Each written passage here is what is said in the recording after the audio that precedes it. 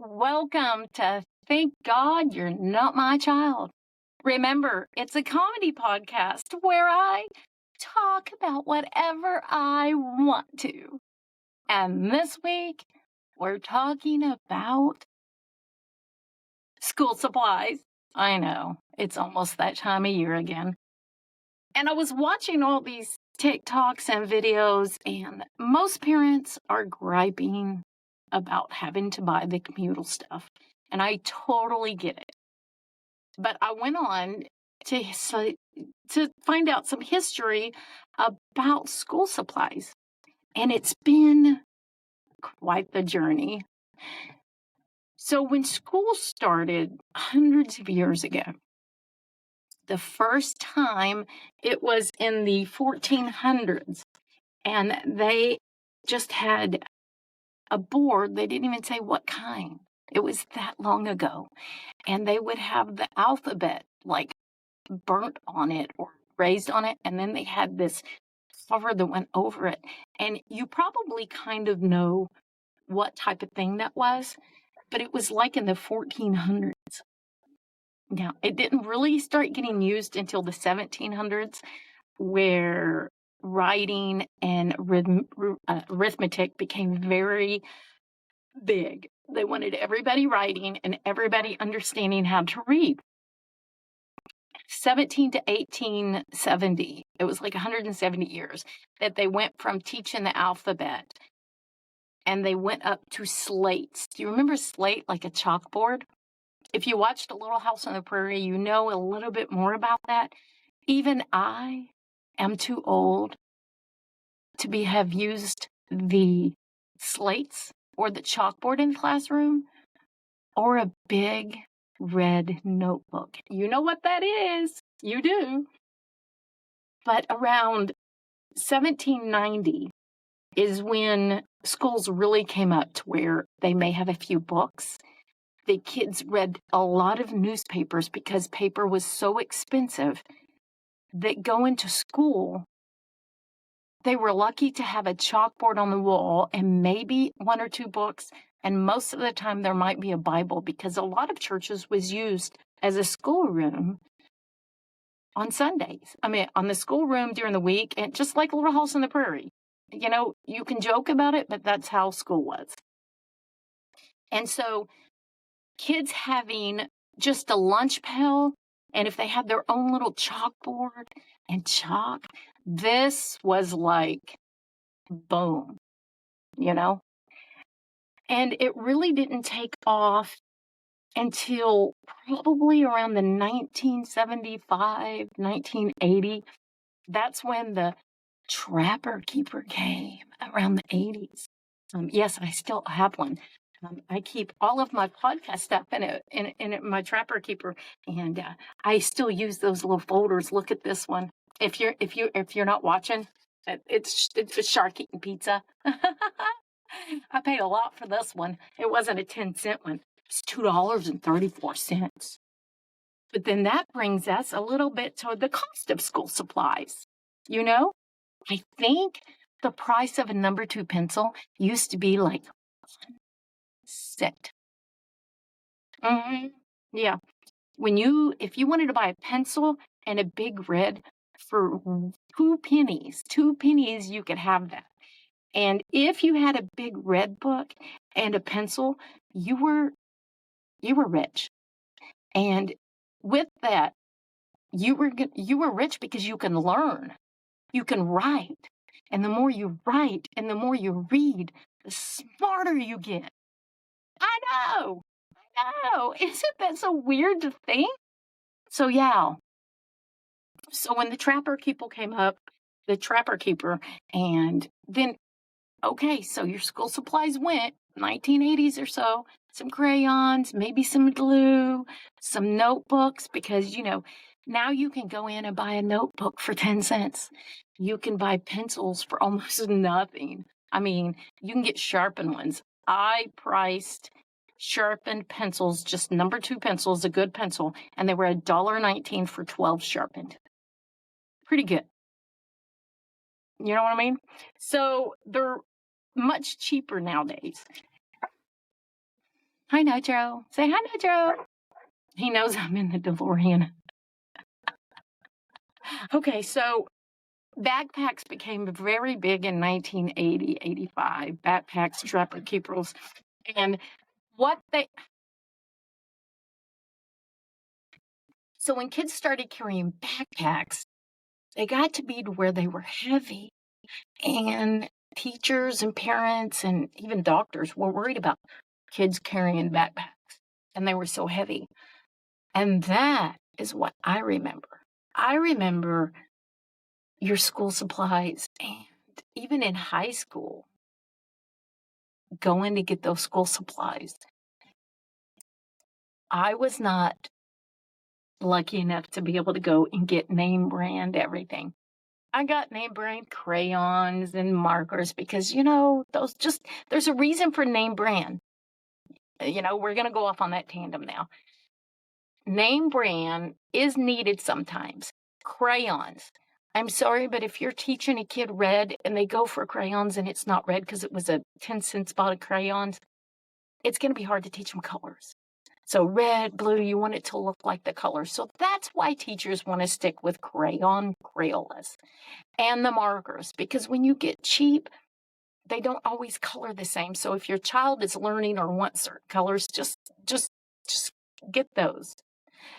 Now, name brand, I saw one teacher list, and she named name brand pencils. I'm not even going to say them because I think it's a bunch of bullshit. If your child wants these pencils, go for it. They were really cool. I did like them. But a teacher should not be having a parent buy 4 packs of $9.99 a pack pencils. That's what you want. Go buy you a pack and use them in your desk. Because parents don't need to be buying the brand you want of mechanical pencils or sharpened pencils, because these were just sharpened pencils. I just couldn't believe it. They're getting out of hand. And you've got some of the things on the cleaning supplies, which after COVID, I understand. But it is the school's job to clean the classroom. It's the school's job to clean the classroom. Tax dollars pay that. So sending things for your child to be clean is great. Disinfectant spray, bleach wipes, tissues, because kids wipe their nose so much. There's things that you should help. You should not have to send staples for your teacher. If you are sending staples for your teacher, something's fucked up. If you're sending copy paper because, oh no, the school doesn't have copy paper, there's a fucking problem. Just go back. You don't need all of this stuff to teach a child. Look back in the 1800s. They had chalkboard and chalk. And do you know what they worked the most with on teaching kids? Hold on. Take your fucking kid outside, get a stick and some dirt, and play games with them. Write a letter. What's this letter? Is this your name? I mean, it's games and learning. But that's like God teaching you. Because if you're getting a stick that God grew and the dirt God made, take them out and let them learn that way. You don't need all of this fancy shit to teach your kid. Now, I understand you want the cool stuff. My daughter liked to pick out her stuff. She was very precise. And you know what? I loved her for that. So okay, what do you need? What do you want? Yes, that looks good. Because it was going to make her days better to get stuff that made her comfortable. And I get that. So if that's what we're working on, why is my child taking notebooks, maybe ones they packed out, and putting in a big box and never getting the one they picked out to be theirs? So I don't agree with the donation thing, the communal thing all the way. I get some of it. Like, when I had daycare, each child had their own school box. And I provided all of it because I charged so much a week and that was my responsibility. And so I did not do uh, supply fees or nothing like that. I could have, but I just didn't. So this was the time of the year that I bought the 25-cent Crayola boxes and the 99-cent markers and folders and everything. Every week I was stocking up on stuff for about a month, every year, because it was so much cheaper. So I know why they're wanting you to get 10 notebooks, 8 things of glue, because it's going to cost you a very minimal amount in the next month. With that being said, why are you donating money? I saw some lists of teachers. Crayolas, markers, pencils, tissues, baggies, bleach wipes, just down the list. And you're like, And then it got to the bottom after you're spending $108 on stuff for your kid to put in a communal box for them to bitch that they don't have anything. And I said it. I said what I said. So yeah, so why am I buying all of this stuff only to get to the bottom of the list and ask for an $80 donation fee? Donating for what? First of all, if you have 10 kids in that classroom and every child sends $80, you just got $800. You know, what if you have 20 kids? That's $1,600. And you want us to buy you some fucking bleach wipes too? What are you going to do with all the money? I guess it's for your coffees and for your stuff. You know, I was a daycare provider and I understand when you need supplies and stuff. I did it for over 30 years. And you know what? If you're asking for cash from your people after they've bought all of the cleaning supplies and everything, I'm not sure. I'm going to say no. Now, when my son started kindergarten in Indiana, because my daughter is a Yankee, she was born in Indiana, they had a milk fee that you had to pay every month. And what that was he only had a half a day, but they liked to have snacks before they went home or been born in, and they wanted to give them milk. So that milk cost $0.25 a day, you know, the little cartons, and they asked us to give milk money. Well, I talked to the teacher and I understood they needed milk money and I wasn't going to argue with it. But I didn't want anybody to go without milk. So I would give every month if she was lacking, we would get an extra $10 or $20 because that's what you should do. What I do now, because I have my grandbaby, everybody is supplied for. So now I like to help the local preschool and kindergarten. And if I need to go in and buy 10 packs of crayons, I'll just find the teacher and say, hey, I have some stuff for you. And so, yeah, that's nice to do. If you have no more kids in school and you're not doing anything, ask the teachers what they need. Send them some crayons, some markers, some notebooks, some pencils, whatever they need. Germ killer throughout the year. But I'm going to tell you that right now, all of the parents are buying this list, and some, I get it, it's outrageous, and it's costing so much money. We do have to remember how long they take care of your kids. And it's our job to make sure they're not only getting taken care of, but they're clean while they're there, they have their stuff while they're there, and our biggest thing we have to check on, that they're learning. That's what we're forgetting. When your kid comes home and you say, what'd you learn today? You know the response. Nothing. I didn't do nothing today. What'd you have for lunch today? I don't remember. You understand. I would suggest one thing that I thought about later in life is I would love to have a journal or something and have my kids every day write down things that they remember from their day. I didn't have to read it, but it would be so interesting. Because put yourself all day long in school. I remember. Do you remember? Tell you one thing. I sure in the hell would not go back to high school right now. Can you imagine me in high school? Can you imagine me in high school right now? Whew. That's all I can say. I don't think my high school years were really all up on that. I had 5 years. I was that child.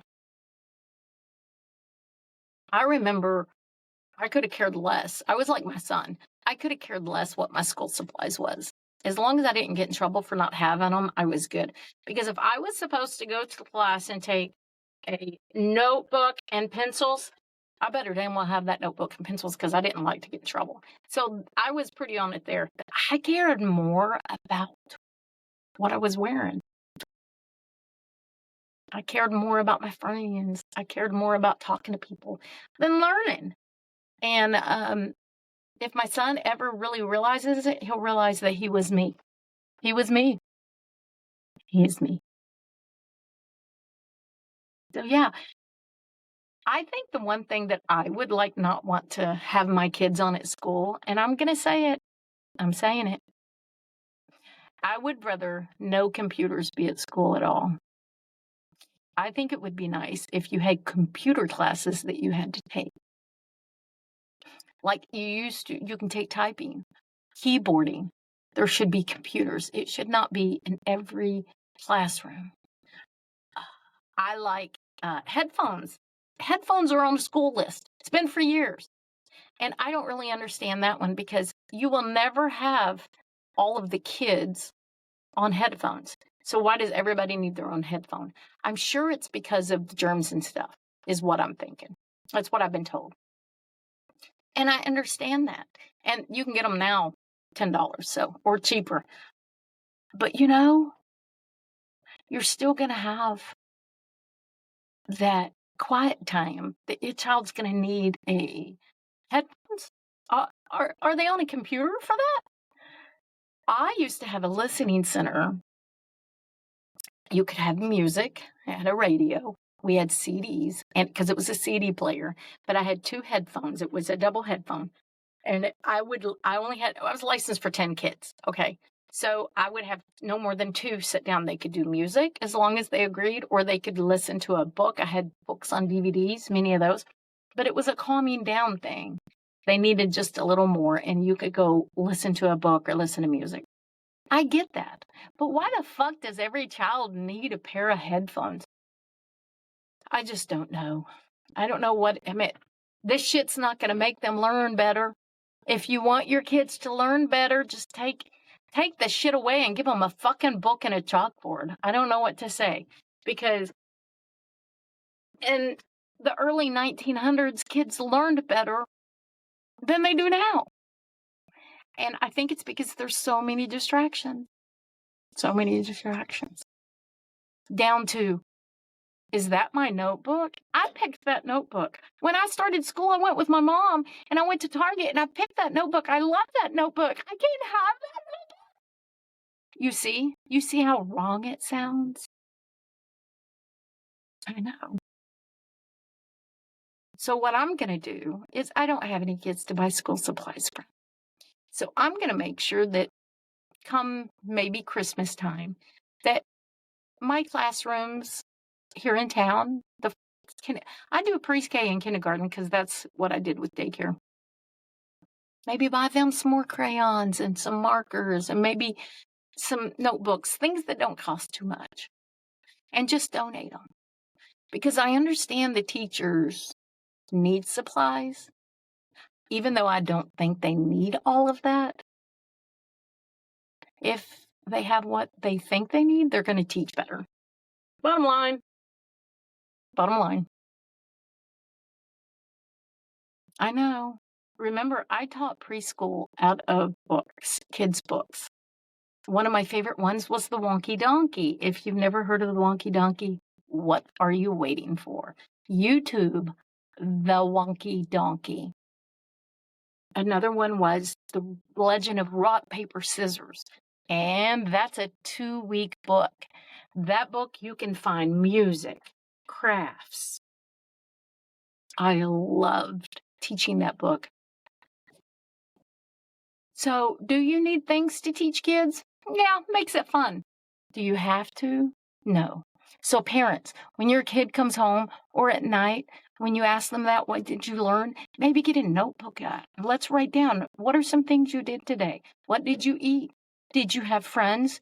Did you look at science? Was it science? One thing I like to ask did daycare was they didn't talk much about their day because they never remembered.